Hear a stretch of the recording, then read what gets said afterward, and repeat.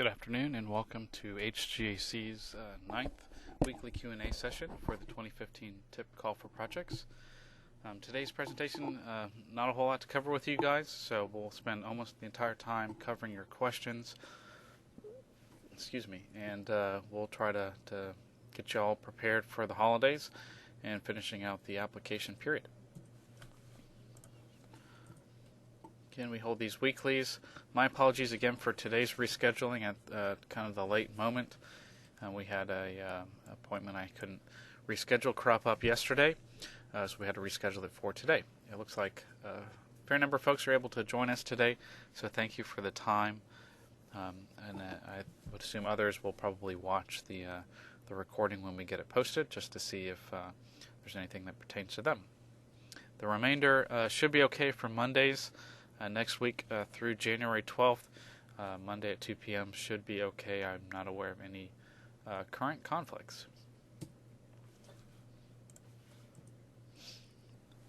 Again, the application period will run through January 12th, and we'll follow up with any issues towards the end of January and into early February. Work with the TIP subcommittee in March, and then come into hopefully a public comment period in April and May with Policy Council approval of funding commitments to new projects at their May meeting. Again, for more information, please see our website, the TAQ/TIP, or send us an email to tip@h-gac.com. My direct contact information is also listed, as well as TxDOT Houston District.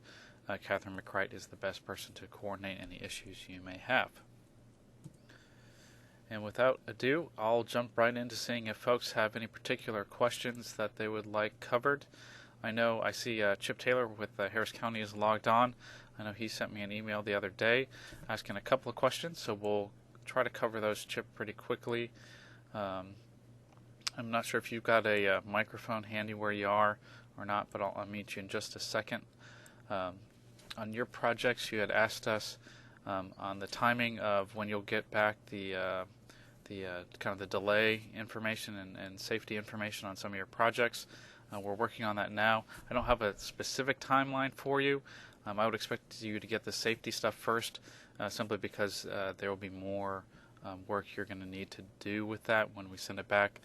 We're sending the complete collection of crash records for the project influence area, and it will be up to you and your engineering folks to determine if a particular crash is pertinent for the project or not. There may be some that the project is just not going to resolve that conflict or that issue that generated that crash. We need to remove it from the analysis, so we're really looking at a fair comparison of crashes that could be addressed by the proposed investment. The delay stuff is pretty plug and play, so that'll be almost completely, basically done for you. When we send it back, it will include the spreadsheet, so you can look at it and review it and ask any questions, but there won't be additional analysis you'll need to do with the travel demand model delay figures. The follow-up questions beyond that, I think it was related to the budget template and asking for expenses before 2018. What we really want is within the next 10 years, really, or if you need to extend that template out, I'll bring it up here in just a moment. Please include whatever the relevant timing is for those project expenses. It's not really based on when you... apologies, I'll turn my phone down so hopefully folks can hear me okay. Sorry, that's a little loud. Anyway, yes, we want the budget to really reflect when investments are anticipated, and we'll bring that up here again from our website, Mobility and TIP, Call for Projects. We'll scroll down, Project Budget Worksheet. Open that up. All right, so from the current fiscal year, through. We included the 10 years because that's the general timeline of project commitments we're willing to really look at. And again, these are obligations generally, so we may have some expenditures that drift out into a couple years beyond that. But hopefully this gives folks enough time to really be able to communicate. It's going to take me 2 years of expenditure to complete planning and environmental, another year for design, and in that year I'll get the limited right-of-way I need, and then my 2 years or so for construction, to be able to at least indicate to us what the likely expenditure profile is, along with where the resources are going to be coming from for the project. Again, really the request line here being the most key for your request, and then the others kind of be edited to reflect what the appropriate local or matching resources are. I would say if you're going to use TDCs, go ahead and mark other here and put TDCs or something like that. You don't need to put a dollar number in there for that because the only actual cash that will be available to the project would be what is requested. So that's how you should represent that for this spreadsheet. Okay, and then let me see if you had another question. I think we'll follow up with you on a question regarding to how the project template might have looks to you guys like it might have changed. We'll follow up with you on that particular question. So let me see if you followed up. Oh, looks like Chip followed up with a written comment. Projects will be ready to bid before 18. Local match could be available before 18 as well. No. Go ahead and put in the spreadsheet when the project could be ready. That doesn't mean funds will be made available on that timeline. We could have projects that say they're and generally are ready to go in 2016, but due to how they are prioritized, their scoring, and when funds are available, that might not be a commitment we're able to make until 18, 19, 20, so don't look at it as here's where I'm asking for explicitly for where you should program my funds and no later than this.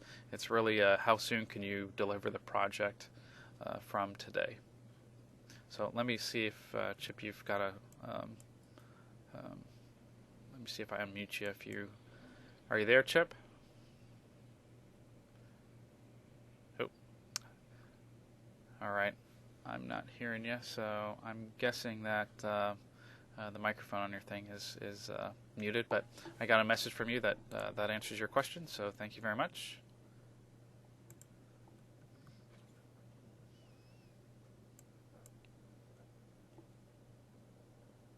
All right, we have a couple of questions here, and I'll try to paraphrase these. My apologies. Let me grab the Q&A sheet here.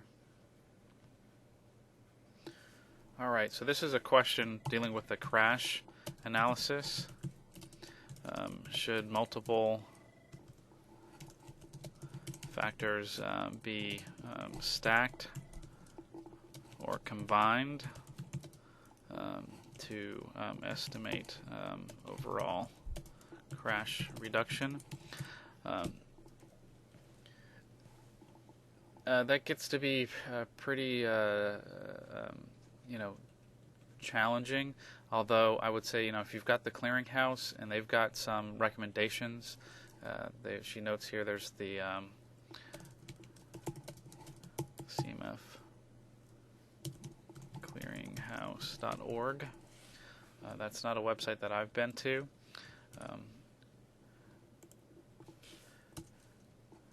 But that might be useful for you in identifying the appropriate reduction factors. The challenge with stacking or combining them is, of course, that you might be addressing intersections and medians, let's say. There's going to be some overlap in the types of crashes that the improvements address.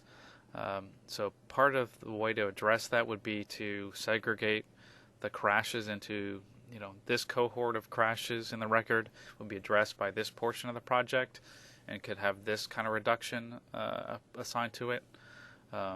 and this other cohort of crashes would have a different reduction rate applied to them. That's one way to do it. Just kind of adding the factors together. So let's say adding a median, reduced it by 30%, and the intersection work reduced by another 20%. You're saying I'm going to reduce crashes by 50%. That might not be a fair comparison. So we'd be really looking at your description of how you've assessed that project, and how you've developed the reduction factor that's being applied. But if there's guidance using a Federal Highways tool, that would be perfectly acceptable to indicate what the appropriate reduction factor would be if there's if their system deals with multiple facets of a safety project.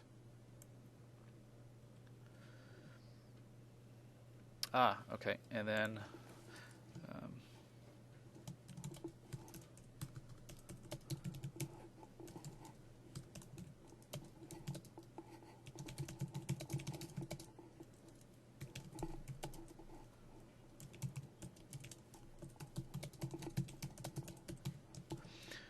and yes, we will be posting a spreadsheet with the model volumes. My apologies, I kind of let that one slip.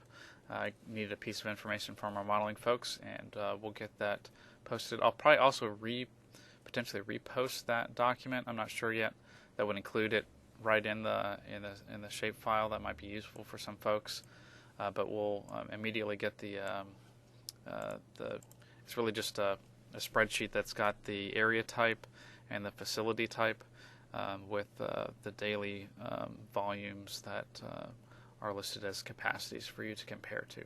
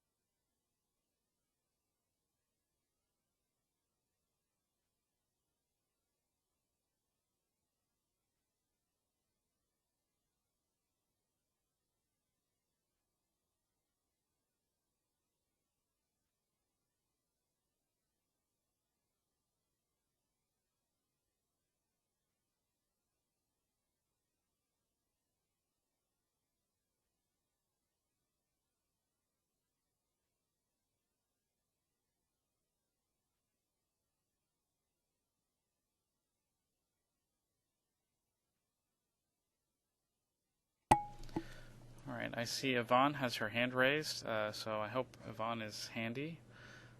Here, just a second. All right, I've unmuted you. Yvonne, are you there? Yeah, I'm here. All right, great. I'm hoping folks can hear you okay. Go ahead and ask your question.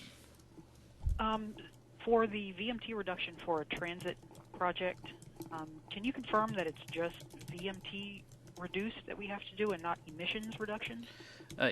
Yes. See if I can type appropriately and while I'm thinking at the same time. It doesn't work very well for me sometimes.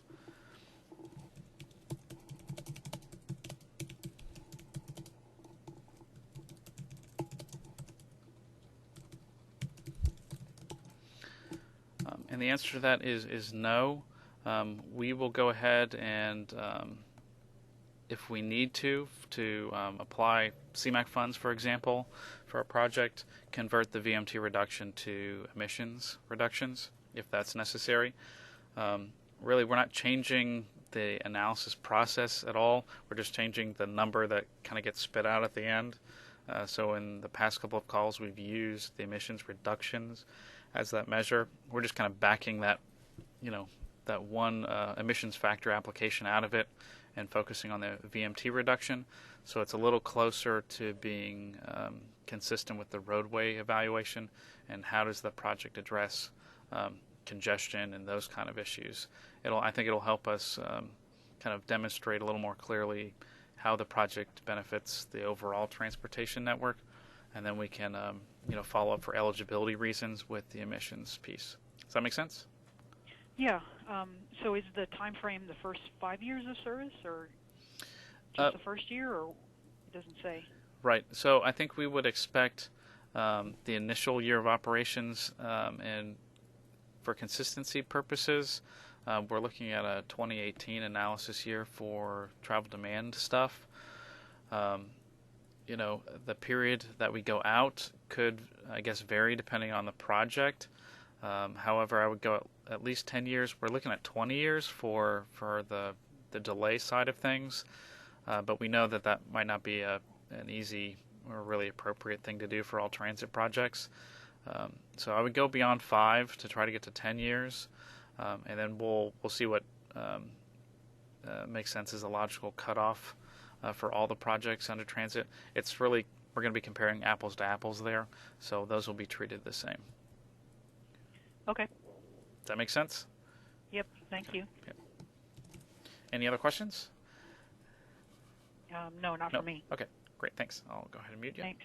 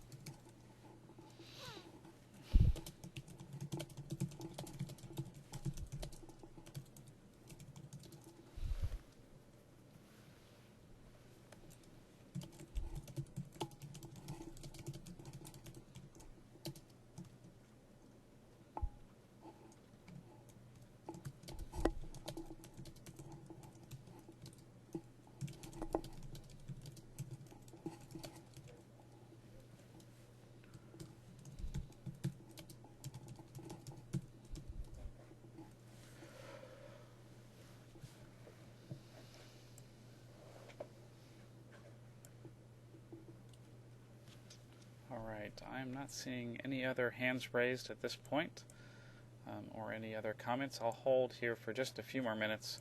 I know that we haven't been here that long. There may be somebody that's looking to call in here. So I'll hang out here for a couple of minutes and see if any other questions crop up.